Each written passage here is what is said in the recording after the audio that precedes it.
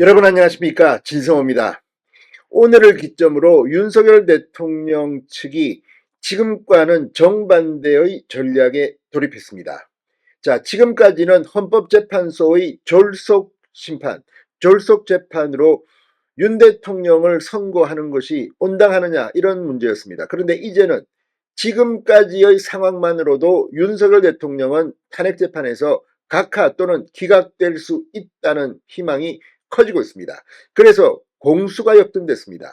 자, 윤 대통령 측 변호인이 이제 헌법재판소의 빠른 결단을 촉구하기 시작했습니다.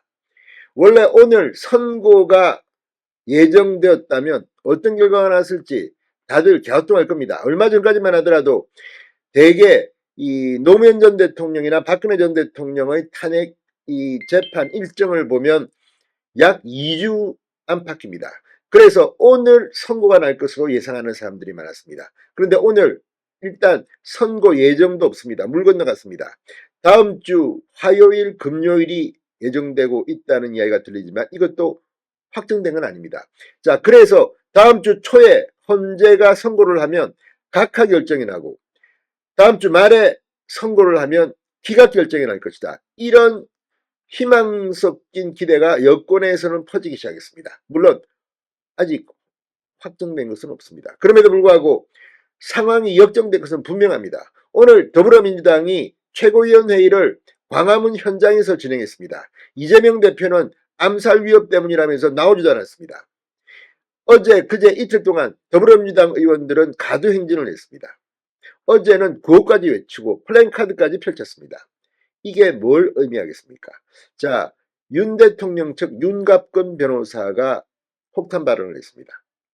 왜 선고하지 않느냐고 윤 대통령 측이 오히려 헌법재판소의 빠른 선고를 촉구하는 듯한 분위기로 지금 분위기가 바뀌고 있습니다. 자, 지금 언론들은 헌법재판소 내부에서 경론이 벌어진 가능성, 또 내부에서 이견 조정이 안 되기 때문에 시간이 계속 지연되고 있다.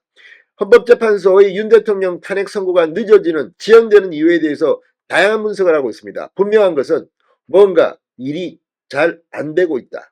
문영배 헌법재판소장 권한대행 생각대로는 안 되고 있다는 것은 분명해 보입니다. 윤 대통령 측은 왜 이렇게 태도가 바뀐 걸까요?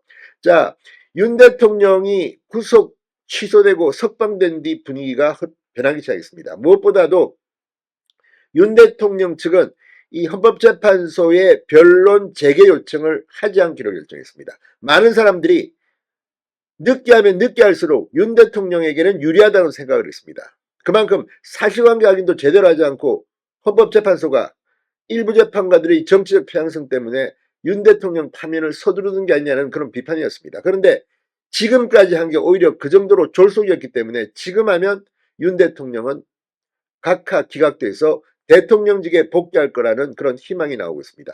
자, 지금 현재 상황은 어떨까요? 진성호의 융단 폭격 시작합니다.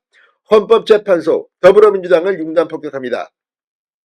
윤석열 대통령은 오늘도 관저에서 침묵을 이어가고 있습니다. 자, 이걸 보면 분명히 알 수 있습니다. 윤 대통령이 지금 굉장히 상황이 힘들다면 침묵하지 않습니다. 입장문을 내고 또 집회에 직접 나올 수도 있습니다. 그러나 지금 분위기는 해볼만 하다, 이런 판단을 한 게 아닌가. 누구는 뭐 윤 대통령이 관저에서 웃고 있을 것이다, 뭐 이런 이야기도 합니다. 화장실에서 웃고 있다는 말에서 차용한 겁니다. 윤 대통령 법률 대리인단은 헌법재판소의 이런 기각 결정을 촉구하고 나섰습니다. 그래서 그 배경에 관심이 쏠립니다. 얼마 전까지만 하더라도 윤 대통령 측이 이런 결정, 이런 기각 결정을 촉구한 적은 없습니다. 당사자인 윤 대통령은 차분히 헌재 결정을 기다리고 대리인단은 혹시 있을지 모를 일부 재판관의 전원일치 설득 움직임, 그로 인한 선고 지연 가능성을 사전 차단하려는 게 아닌가 이런 생각이 듭니다. 그러니까 지금 8명인데 보수 성향 재판관이 3명입니다. 여기에 중도 성향 2명 중 김영두 재판관이 이쪽으로 오면 4대4로 기각 혹은 각하될 가능성이 있다는 겁니다. 자, 조금씩 바뀌는 헌법재판소의 기류에 따라 여권에서는 지금 4주 초에 선고가 나오면 각하, 4주 말에 나오면 기각, 이 가능성을 언급하는 목소리가 나오기 시작했습니다. 대통령실 관계자는 용산의 입장은 달라진 게 없다. 윤 대통령도 어제 최재해 감사원장 등의 탄핵소추에 대한 헌법재판소의 무더기 기각 결정에도 직접 메시지를 내지 않았습니다. 절제하는 모습입니다. 이게 왜 그렇겠습니까? 왜 윤 대통령 탄핵 선고부터 하고 감사원장 서울중앙지검장 탄핵 선고를 할 줄 알았는데 중간에 했을까요? 이유가 다 있는 겁니다. 지금 윤 대통령의 탄핵 선고 평의가 계속 이견, 격론 이런 가능성이 지금 언론들은 커지고 있다고 보도하고 있습니다. 자, 반면 윤 대통령 대리인단은 대통령 탄핵도 기각돼야 한다며 공세적 입장을 취하기 시작했습니다. 윤갑근 변호사는 기자회견을 통해 헌법재판소가 폭주하는 기관차처럼 지금까지 왔는데 결심 이후 심리가 길어지는 것에 대해 이유를 알지 못하지만 안타깝게 생각한다고 말했습니다. 윤 대통령 측이 신속성 원칙에 따라 심리를 진행해온 헌재의 일부 기류 변화를 최근 감지하고 이런 선고 및 각하 기각 주장을 본격적으로 나선 것이라는 해석이 나오고 있습니다. 또 재판관을 분석해보면 재판관들 간의 이견이 표출됐을 가능성, 일부 재판관이 전원일치 설득을 하고 있을 가능성, 이런 데 대응하기 위해서 윤 대통령 변호인들이 빠르게 움직이고 있다는 겁니다. 그리고 지금 하면 윤 대통령은 직무에 복귀할 수 있다, 이런 가능성을 본 것으로도 볼 수 있습니다. 자, 지금 여권 내부에서는 주 초에 사건이 각하되거나 주말에 기각 결정을 내릴 수 있다는 기대감이 커지고 있습니다. 여권 관계자는 문화일보에 기각 인용에 대한 사회적 갈등이 커질 수 있는 만큼 내주 초 헌재가 전격 각하 결정을 할 수 있다고 본다고 말했습니다.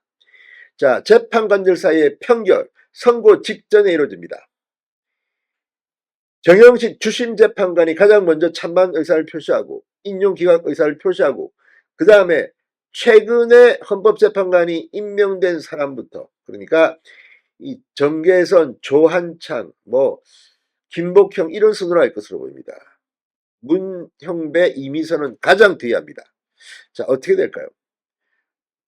예단할 수는 없습니다. 그러나 이렇게 분위기가 급변하고 오히려 윤 대통령 측에서 빨리 선고하라고 이야기를 하는 걸 보면 이제 이재명 민주당 대표가 암살 위협을 이유로 나타나지 않고 이런 걸 보면 분위기가 좋아지고 있는 것은 분명해 보입니다. 진성호의 융단 폭격이었습니다.